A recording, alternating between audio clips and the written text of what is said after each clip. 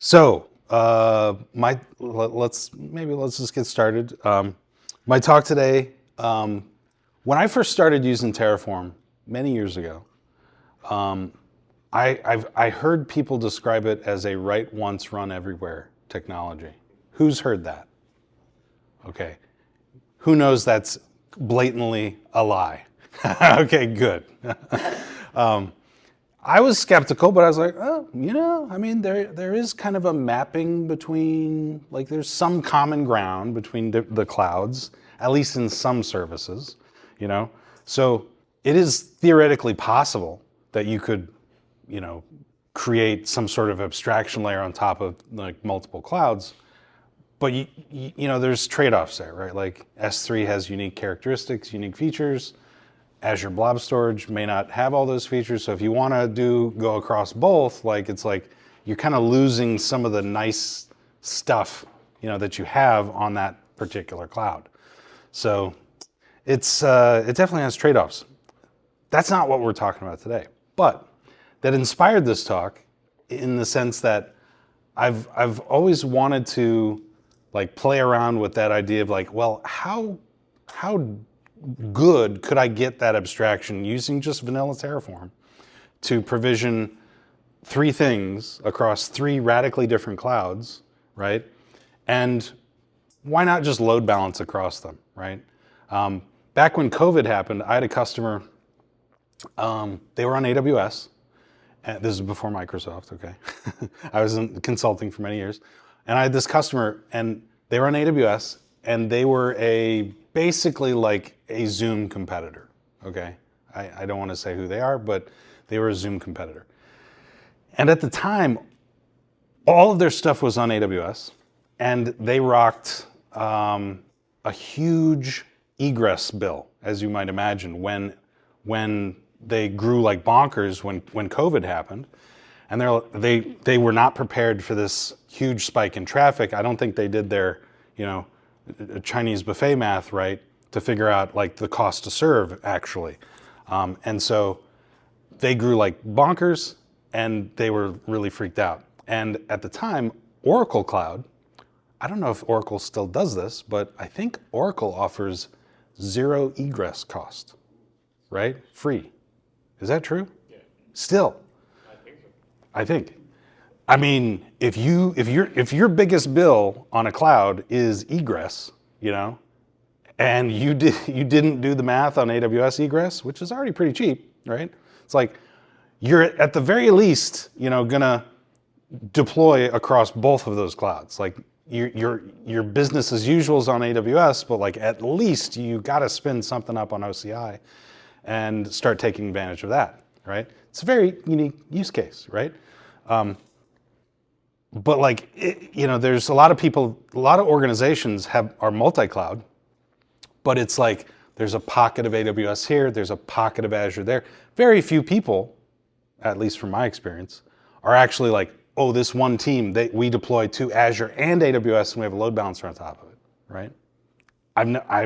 It's this one customer was that one customer for me. And they had EKS over here, running on AWS, and then they were going to spin up OCI's equivalent of Kubernetes, So it's oh yeah, what OKS, yeah, that's funny. So I was that's kind of an interesting use case, right? Because every cloud is going to have failures, right? So if you're big enough, why wouldn't you load balance across multiple clouds? So that is the genesis of this talk and this little skunkworks project that I put together. Now, this project is by no means a bastion of robust resiliency, practices. But I do have a global load balancer, and I provision a single VM in each of the clouds. So that's what we're going to do. So I started off, it's well, I'm just going to use VMs because I don't want to spin up a Kubernetes cluster. Those things are expensive. So for this, I'm going to use Packer. I'm going to build across 3 clouds, and then I'm going to build one Terraform root module, and that root module is going to have a global load balancer, and then it's going to spin up a VM in each of the 3 clouds using the Packer image, and then the load balancer is going to distribute traffic across those 3 VMs, which is kind of interesting. One VM, as we know, as good cloud practitioners, if you provision one VM to AWS or one VM to Azure or whatever, the SLAs, you don't get the SLAs, right? Like it's like, well, you might fail, right? So the recommendation is always like you gotta be in 2 availability zones and all that stuff. So, but like when you provision across multiple clouds, it's like, well, I'm kind of already in 3 availability zones. I'm just in Google's availability zone, Azure's availability zone, and AWS's availability zone. So technically, I'm already cross AZ and really cross region, right? But like we could take this and scale it up and actually do cross AZ in each cloud.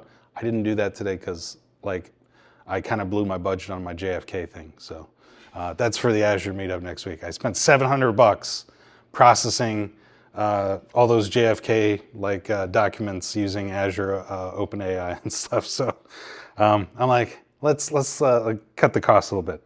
So I just got a couple of VMs that I'm going to spin up. So what did I do? Well, first of all, let me make this code a little bigger. I don't have any slides. Is that too big? Too big. Okay.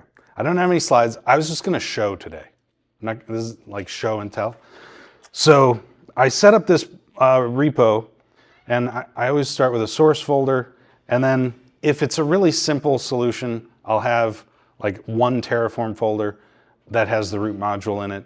If I'm doing like layered infrastructure, that one Terraform folder might have a folder for infra, and it might have another folder for like something else, right? Grafana. Who was I talking about? Grafana. Yeah, Grafana. You know, you could Terraform the heck out of Grafana. But this is my root module here, okay? And then I've got this Packer template over here. And Packer, I made the switch to Packer HCL many years ago. I'm very happy about that. But how many of you guys have used Packer before? Okay, yeah, at Proxmox, right? Yeah. So Packer, like, honestly, I'm not a huge fan of all the extensions and stuff like that, but it works a lot like Terraform HCL. The extensions are different. You got this pkr.hcl weirdness going on here. But it's essentially the same thing. You got var files, like so there's a tfvars file in Terraform. In Packer, you got a Packer vars file, right? Which is what we're looking at here. Now, and you basically the Packer solution is like a root module in Terraform that only does one thing, builds images, right?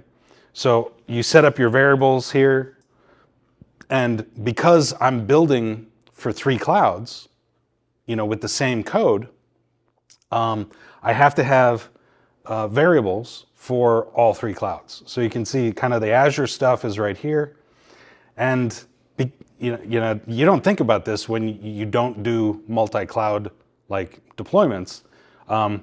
Normally, like I would just call it like primary region, you know, but like when I'm going to Azure, AWS, and GCP, I have to pick a region for each of those guys because their region, the way all 3 hyperscalers do region codes is totally different, right?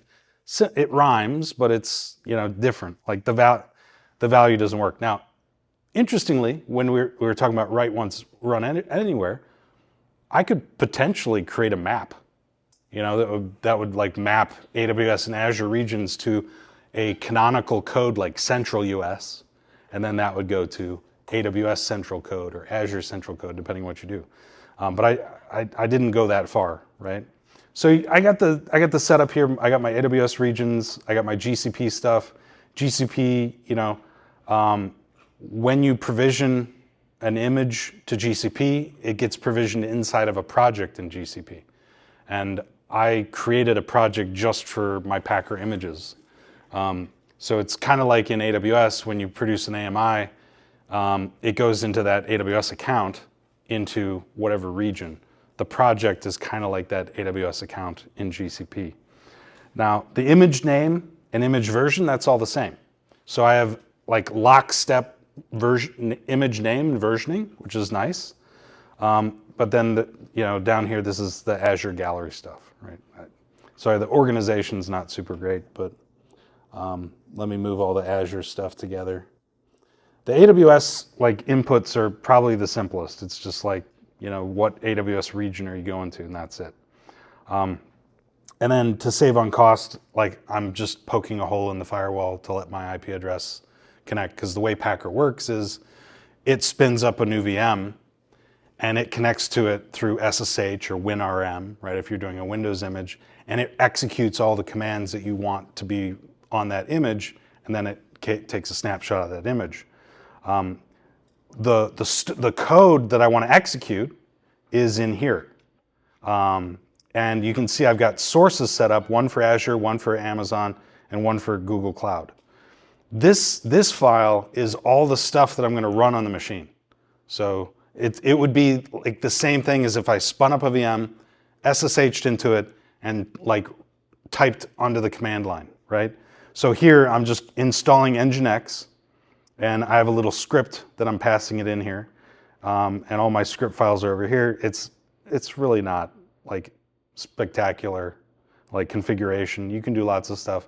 I've done Minecraft Packer templates, which are a little bit more spicy, but my goal for this is I just want you to be able to see when we load balance across the clouds that when AWS is responding, when Azure is responding, and when Google Cloud's responding. So I'm just going to load essentially a web server, and I'm going to put a static HTML page on it. And so that's where I created this index.html. That's my template. So there's a provisioner here that I'm using for Packer called file. Notice there's a provisioner for shell. So when Packer executes these commands, it uses different provisioners. The shell provisioner runs shell commands. The file provisioner drops files onto the remote computer at a specific location. So this script just installed Nginx. This script dropped my template file that I'm going to go mutate, okay? Now I get down here, and I'm going to use this update message script to update that template HTML. And let's go look, and here I'm setting some environment variables on that script so that when it runs on the server up in AWS, I'm going to set these environment variables that are going to be used by this script. So if we go look at that script, you can see I'm just doing a very simple sed command into that HTML template file, and I'm saving it to where Nginx has its hello world HTML page. Okay, nothing groundbreaking here, but the technique I think is useful.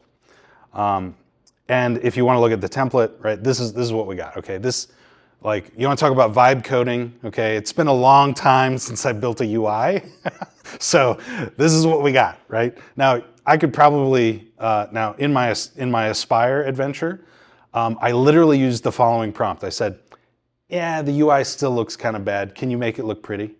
And it did it. It actually worked. I was so flabbergasted. I was like, "Holy crap!" So definitely recommend trying vibe coding if you have been a backend developer like me for a long time. You can build. You don't mind it doing the CSS for you? It does the CSS for you. It is a little hard for me to track, because CSS, dear God, it's a mess. But yeah, it's pretty fun.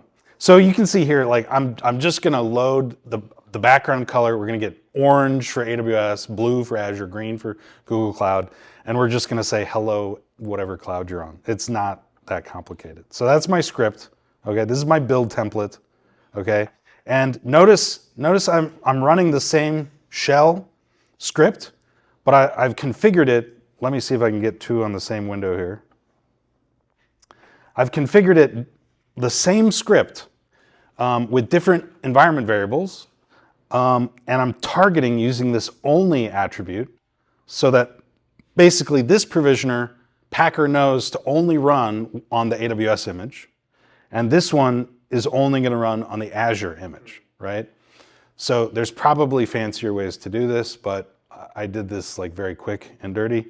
But you can tell what's going on pretty clearly, right? And that's pretty much it. Now there is this one thing down here for like Linux VMs on Azure. I don't know why you need to do this, but I think you need to do this. Something Azure monitoring agent. But yeah, so I also set up a debug script. And so this debug script basically, it's what I call a local runner. And it has all of the stuff in that script so that I can just run debug.sh and it'll do the Packer build for me. So I don't have to memorize a whole bunch of commands. So if I go like this and I go debug.sh, it's basically going to kick off the Packer build. And you can, oh, I'm not tracking it very well. Oh, you know what? This is going to fail. So when you provision a Packer image, you need to, like, it's going to go drop an image, like an AMI with a specific name. If there's a naming conflict, right, it won't do it. So normally when I do this in pipelines, like I'll go set up some pipeline script to go generate like a dynamic version number, but I didn't do that here. So I have to manually increment the version number of the image in this file, right? Which kind of sucks. But once I save that and I run it again, then I think we'll have better luck. There we go. Did I not? Oh, I did. Oh man, I've been using my Windows machine too much today. I hit Control S instead of Command S. Whoops. Sorry. There we go. There we go. Yeah, go ahead. Oh, we're not going to wait for this to finish, but it is pretty fast. Yeah.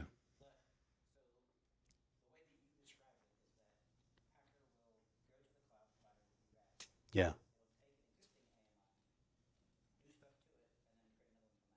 Yeah. Yeah. Yeah. Yeah. That's a great question. And I kind of I haven't gone over this yet, but like this code right here, there's, write once, run everywhere. Like my script, I wrote once, like there's one script. I had to adapt it to the different cloud because I want AWS to do something different. That's not a realistic use case, but there might be some adaptation that's needed for an application to run on AWS versus Azure versus GCP. It's obviously not going to be like the background image of the website and the custom message, but you get the idea. Each cloud provider, Packer needs to be told how to go talk to it, right? So here, and what image to start with, which was the genesis, the thesis of your question.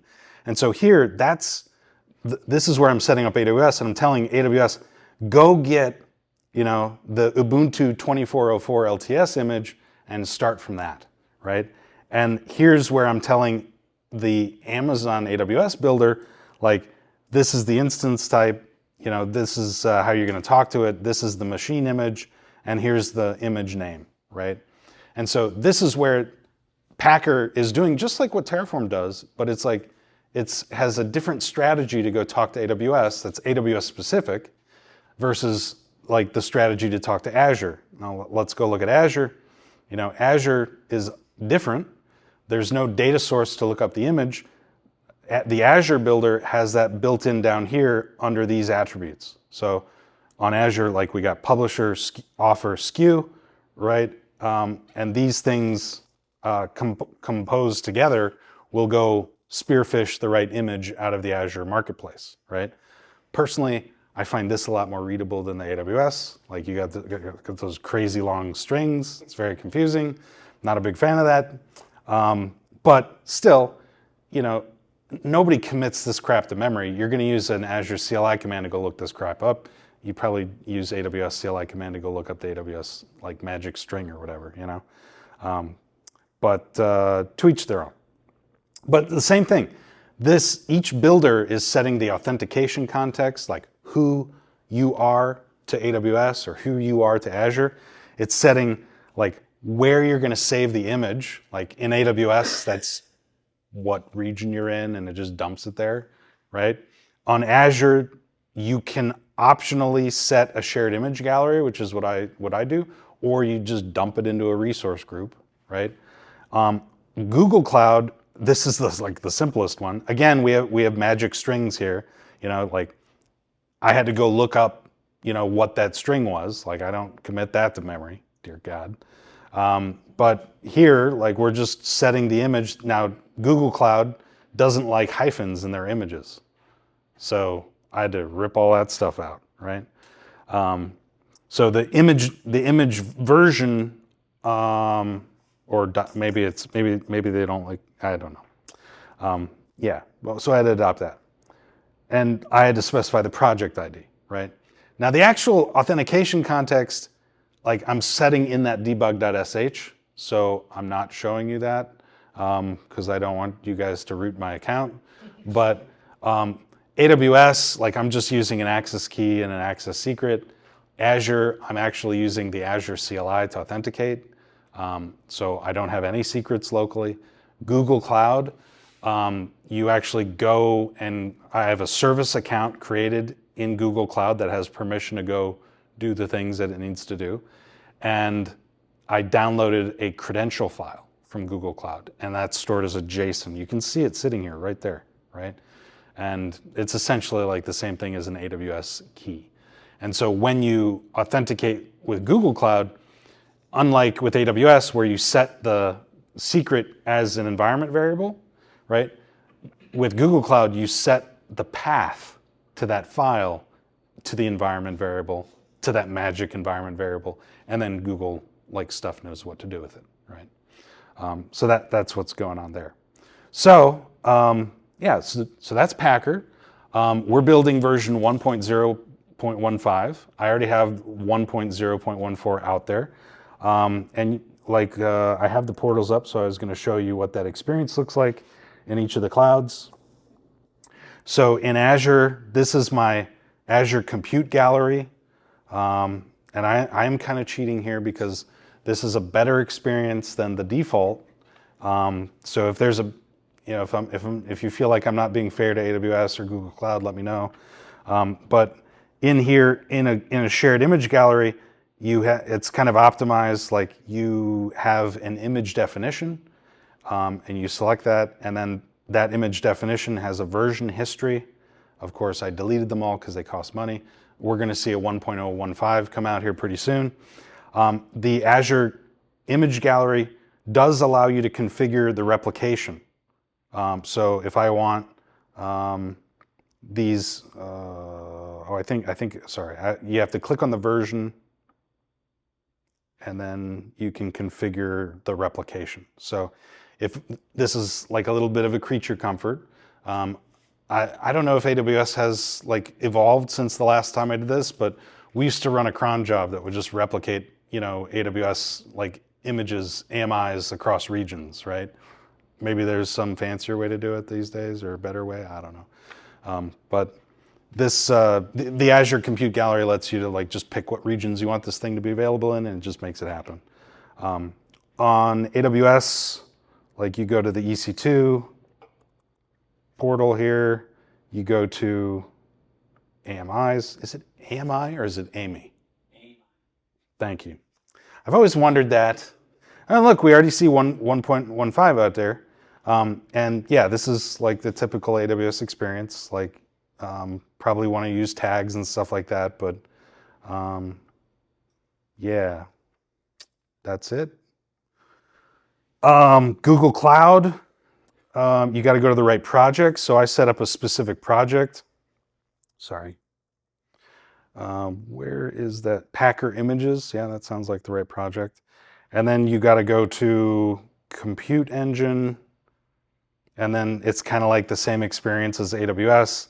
Like there's a spot for the AMIs. It's called Images. And then Google Cloud is a little wacky because it shows you all the images in addition to yours. Mine's the multi-cloud rainbow. Okay, taste the rainbow. That's what we're doing here today. So I got 1.04 and 1.14 and 1.15, right? I don't even know how to get rid of this sidebar. Like that's, oh, hide info panel. Yeah, see, Google Console freaks me out, man. It's so not, I've used AWS and Azure for many years. Like I'm comfortable. I'm not happy in the AWS console, but like I'm comfortable. But like I look at Google Cloud, I'm just like, what is this? Like it's like Bizarro world. So yeah, so there's my images. That's what it is. You know, now that these images are there, basically I can use Terraform and I can go spin up VMs with these images. What's interesting is Azure, both Azure and Google Cloud have kind of a logical boundary around the images that we just provisioned. AWS, it's just like you dump it into the region in that account, right? But in Azure, I'm actually putting them in a Azure Compute Gallery. So if you want to go spin up a VM to that, like from an image from that compute gallery, you have to have permission to do that, right? Same thing with Google Cloud. I'm provisioning these images inside of a project in my organization. If I want to go spin up a VM from that image in that project, I need to have permission to do that, right? So there's a little bit of like nuance there, like in terms of the RBAC boundary, like between the three different clouds. Something to think about. Google Cloud definitely feels like it's a lot more like control, like I guess like you have to explicitly grant permissions, right?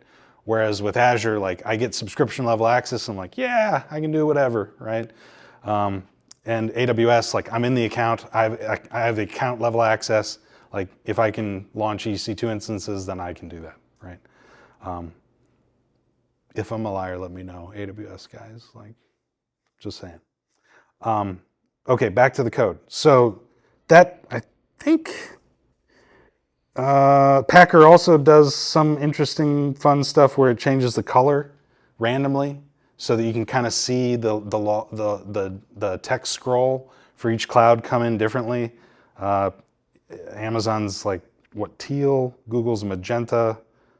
I don't even see Azure. Where is Azure? I don't know. But yeah, so that's that. So let's go look at Terraform, okay? So now I got my Terraform code. Ooh, yeah. So I got my Terraform code. Again, same stuff, right? Packer has a very different purpose, but like the structure of a Packer folder is kind of similar to the structure of a Terraform folder. You have, you know, variables that you set that are input parameters, right? And just like with my Packer template that's building images, because my Terraform module is going to deploy to 3 clouds, I need to have 3 cloud configuration in here. So you can see I'm going to West US 3 in Azure, East US in AWS, US Central 1 for that.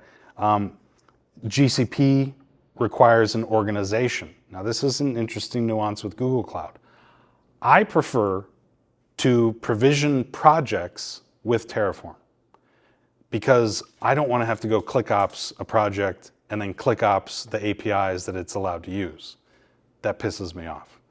However, the ability to create projects in Google Cloud is like a little bit higher level permissions. So some people might frown on that, just letting you guys know, right? But for me, it feels very frictionless to be able to spin up an entirely new project on Google Cloud and tear that sucker all right down, like with a Terraform destroy. To me, that makes sense. So I would probably invest in, you know, figuring out how to make the IAM work for that, or just organize, you know, the Google organizational hierarchy so that I wasn't too concerned about, you know, giving like that level of access within that little organization. You know what I mean? But again, so that's the cloud specific stuff. Down here we have cloud agnostic stuff, like what is the image name, what is the image version. That's the same across all 3 clouds. And then I got a username here, which is basically, I called it Hugo. I don't know why. So I'm setting, you know, this is my image name. This is my image version. You know, we just incremented that to 15. and there's my GCP organization. I can't do nothing about that. The authentication works the same. Environment variables I'm using for AWS, and Azure, I'm using the Azure CLI to authenticate. Google Cloud, guess what? We got that crazy little JSON file there, and I'm injecting that to go talk to Google Cloud. So let us just run my local, I have a local runner as well. This thing is basically going to set up all the authentication to talk to AWS, Azure, and Google Cloud. It's going to run Terraform init. I'm not using a backend. It's all local, so we're going to see state files. And then I run Terraform, and I use whatever operation that I want using a magic little dollar, bash parameter thing. So I can pass in a plan, I can pass in apply, and it'll go do what I want. I think I destroyed this, so let's go try and run an apply. And we'll let the apply run, while I take you through the code. And notice you can see my multi-cloud rainbow with 1.0.14 showing up in there. Every time we go talk to a cloud, we're telling that cloud that, this is the image that you have inside you, Mr. Cloud, and use that to spin up a VM. And I got 39 things to add, and I'm adding GCP stuff, all this stuff, right? I'll explain how all that works, okay? And we're gonna go provision this stuff out there. Okay, so while that's running, any questions before we dig into the Terraform code? Okay, so the way I've structured this, I've got main.tf, which has almost nothing. All I have in here is a TLS key. What do you think I use that for? Yeah. All three clouds have some way for me to create an SSH key so that I can log into those machines. So I'm using the same SSH key on all three clouds. Security people, please hold your applause for the end, okay? Not the best, but it's very frictionless, okay? It's easy, but probably don't want to try this at home, kids. Okay. Where was I? So after that, now I have this concept of what I call a stack. In order to spin up a VM on every cloud, I have to have a network, and then I have to have a VM, right? So I've encapsulated that into a stack module that I created for each of the three clouds. Now, in order to provision each stack, there's a little bit of boilerplate that I have to add for every cloud. And that boilerplate is different, shocker, for every cloud. So on AWS, they don't have a logical structure like a resource group or a project in Google Cloud. But they do have resource groups. It's not the same thing as Azure resource groups, but if you're like me and you use the AWS portal and your index finger hurts from clicking around to all the different places that you have to go look at all the resources within your project, I like resource groups on AWS because I can go to one place and I can see all the stuff that is in one deployment. I like that. What do you think about that, Manu? Look at applications. I think they added something of my applications. Did they? Good. Oh, good. I'll have to look into that. Oh, like resources have to support that? Oh, yeah. But this isn't a perfect solution. Like the AWS region resource group experience is not as great as I'd like it to be, but it does save me a lot of frustration from where the hell is all my stuff? And all it does, AWS's philosophy is very kind of loosely coupled, right? So it's like the name, that you give a resource is very loosely coupled to that resource. Unlike on Azure, if you change the name of anything on Azure, hold on to your pants, right? Because we're going to get rid of that thing and bring it back, right? The name is a big thing. On AWS, the name is it's a name. It's essentially a tag, right? I think it actually is a tag, So it's very loosely coupled. Resource groups are the same way. Basically, you specify in here, and you can see what I'm doing, Oh, and I probably shouldn't have a resource type filter here. Don't want to do that. But basically I'm saying, I only want to see the resources that have these tags in this resource group, right? So it's a way to keep myself sane when I'm using the AWS console. That's the boilerplate. Then I have to tell AWS where to get the image. So I'm using a data source called AWS AMI, and I'm just looking up my image, which is, multi-cloud rainbow 1.0.14, and it goes and finds it. And then here is my stack. Now, my stack module takes a name that I use to consistently name all the resources within that deployment, which is going to be the same for all of my clouds. It takes an address space, which I actually I think I use the same address space for all clouds. I can't imagine anybody would actually maybe network them together, but so I am using overlapping network address spaces. Network engineers, hold your applause for the end. And I'm telling it, this is the image, this is the machine size, here's your SSH key and your username. Oh, and you got to have these tags, otherwise they won't show up in the resource group, right? That's it, that's my stack. Now inside my stack, let's go look at my stack. I got a stack here. I'm not going to bore you with the variables. This is it, right? I look up I pick a random availability zone. I probably could have done that from the root module, but I feel like that's relatively stable. I use the random shuffle, which is a fun little resource from the random provider, to just randomly pick one of those availability zones, because honestly, I don't care what availability zone I'm going into. And then I just have two modules, a network module for AWS and a VM module. Simple as that. And I think you can imagine what's in the network module for AWS. Let's go look. Please hold your code reviews to the end, Manu, okay? I have a VPC, I have an internet gateway, I have a public subnet, I have a route table with a route in it that basically allows public internet access to it. Again, security people, hold your applause for the end. I have a security group. Oh, I associate that route table to my subnet.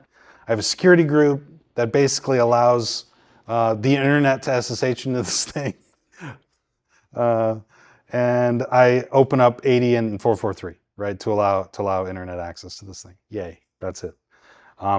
That's super cheap, not best practice network, but it gets the job done.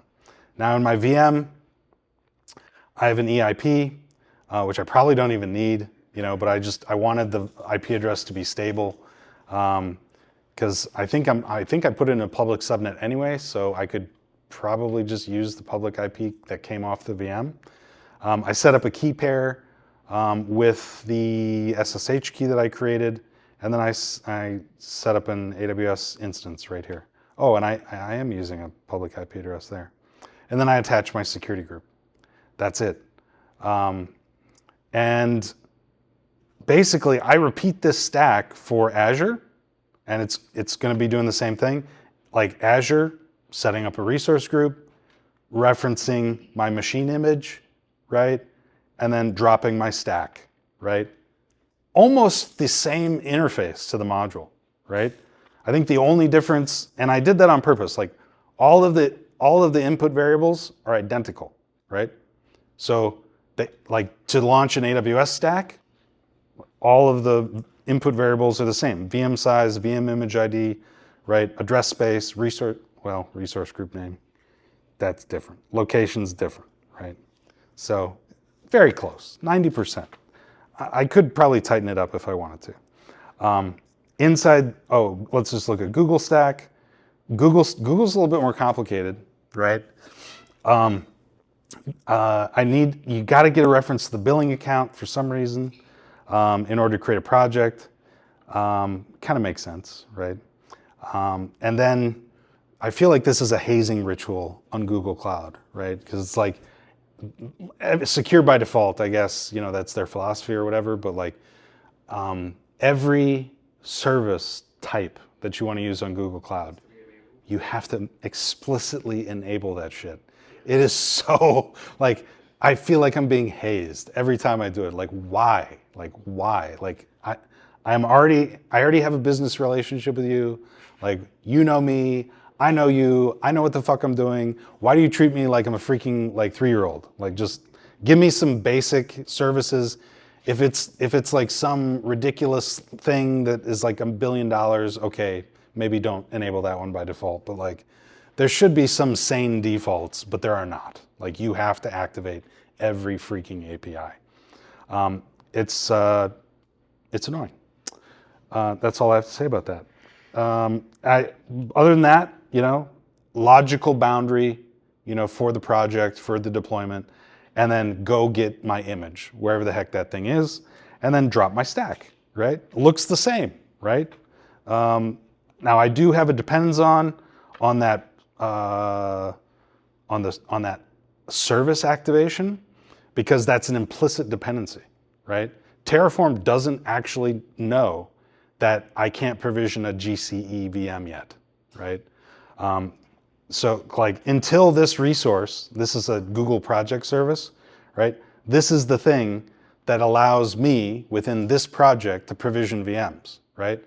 But like, I don't use that for anything else. Hence the explicit depends on, to be like, Google, I know, like Terraform, I know you can't tell that we need this, but we absolutely need this, right? And that's it. And so now, like, we go look at the stack for, Google Cloud, it's the same. Like, it's like AZs, random shuffle, drop a network, drop a VM, have a nice day. Azure, same thing. I don't actually randomly select AZs. I guess I'm not using AZs, so it'll just pick. And that's it. Azure, the Azure deployment, I got a pip, which is the same thing as an EIP. I got a NIC that I set up. I attach the NIC to a subnet. I specify the source ID, specify the SSH key, attach the NIC, the VMs attach to the NIC's attached to the subnet. That's how it gets its IP address. The rest of the stuff is pretty much boilerplate. This is, not super complicated. GCP, again, this is like the equivalent of a pip. And then I attach that pip to the VM and I'm off to the races, right? So Google's kind of weird. Like, they don't have the whole VNet, VPC subnet thing. They've got Google Network, and then they have subnetworks, right? I don't know. Maybe it's more hoity-toity or something, but it's not a subnet. It's a subnetwork. So, did this thing provision? Let's 30. Oh yeah, there's all my IP addresses. Oh. So we didn't talk about the load balancer. We'll do that in a second. Let me go over and let's go look at our brand new amazingness out here. I'm not going to look on AWS console.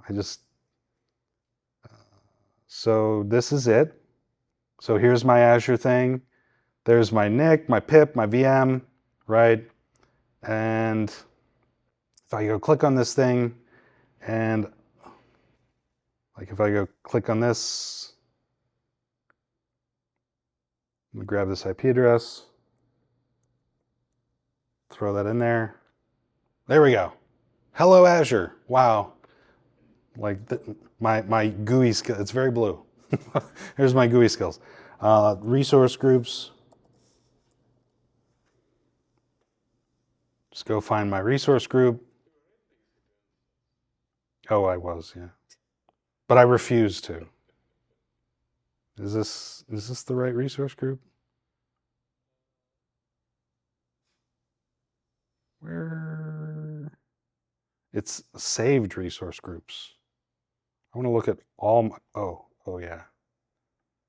I want to look at saved resource groups.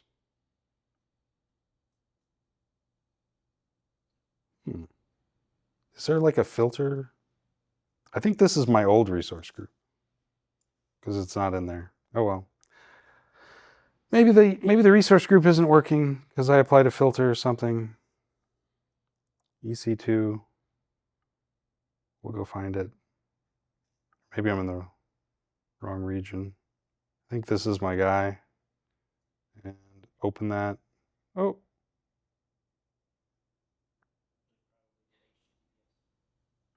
Oh, it probably did.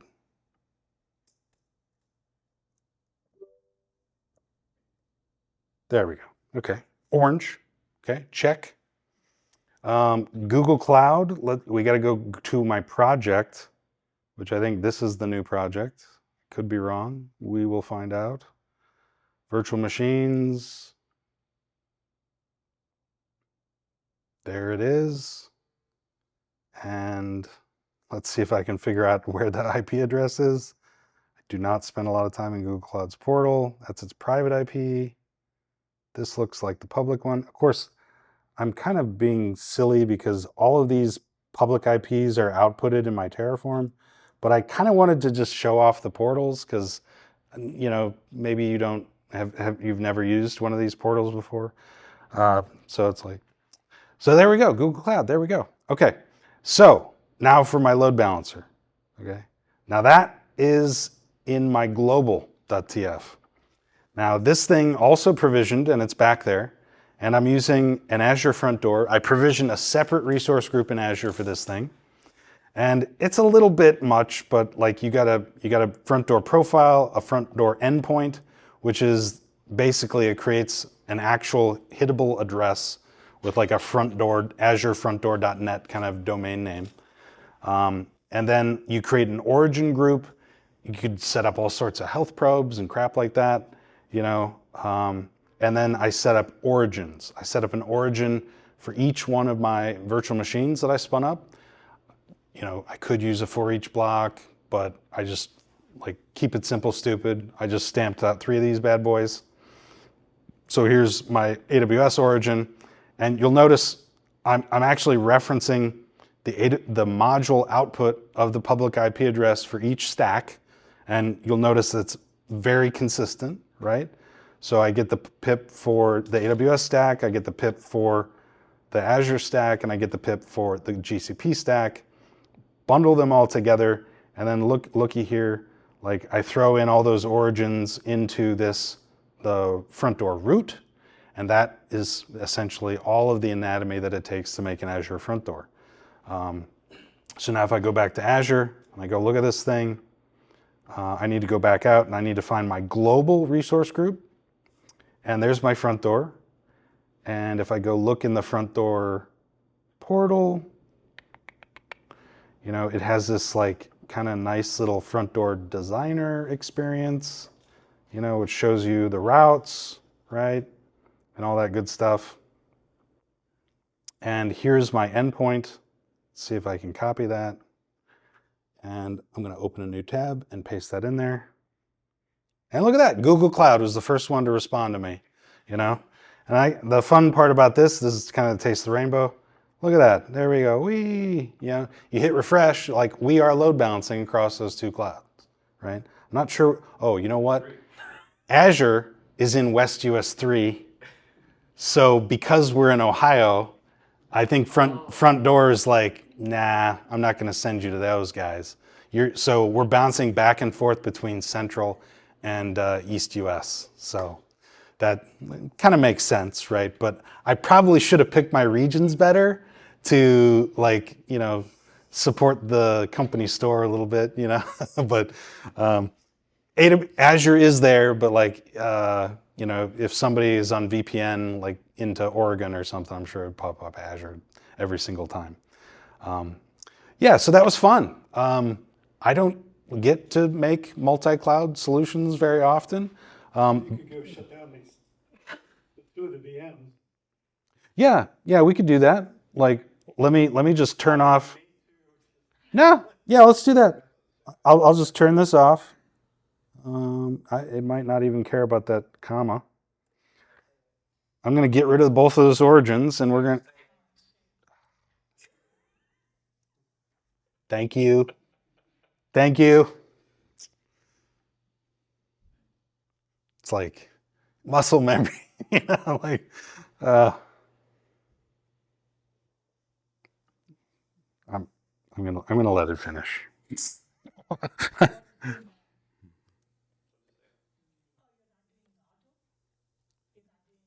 Auto approve. YOLO. I see how you roll, Fanny. Okay.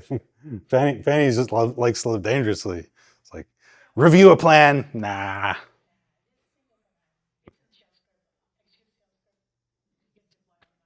Exactly. Well, there we go. So one to change. So it's an inline change. Make it so. That's a good idea. It's a good idea. Give a little love. Get a little love to Azure here. It's all done. That was pretty quick. Got to see the blue. See the blue. You guys ready to get blue? Oh, what's happening? Oh no. Dang. It's a CDN. It's a CDN.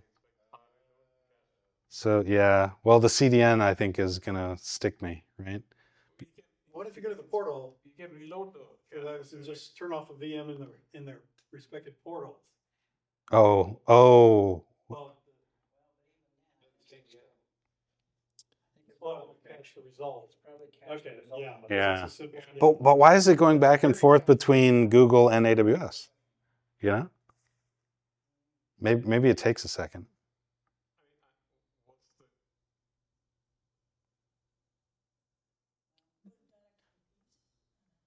Oh, the direct IPs work. Like this is the Azure one, right?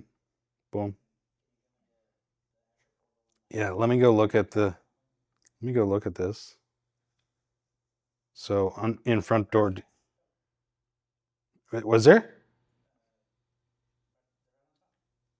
Oh, look at you. Look at you. Select all.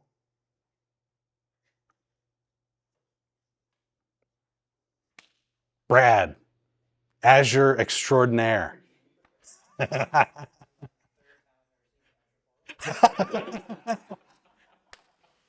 Even more impressive, Brad. Now, how long is that going to take? I don't know. Let's see.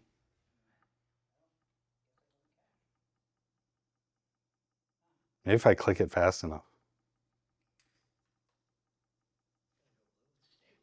Go blue. I don't think the cache is purged. It might take a while to purge the cache, actually, because it's not like there's a lot, but I would imagine like there's a lot of CDN servers out there that's got to go poke, you know? Yeah, that's still processing. Yeah. So anyways, we'll let that cook. We're probably at time. So that was my talk. I had a lot of fun, you know, putting that together. I had a lot of similar experiences from my book, like Mastering Terraform, because I cover all three clouds, but I never like brought it together like this, because it's not like a realistic scenario.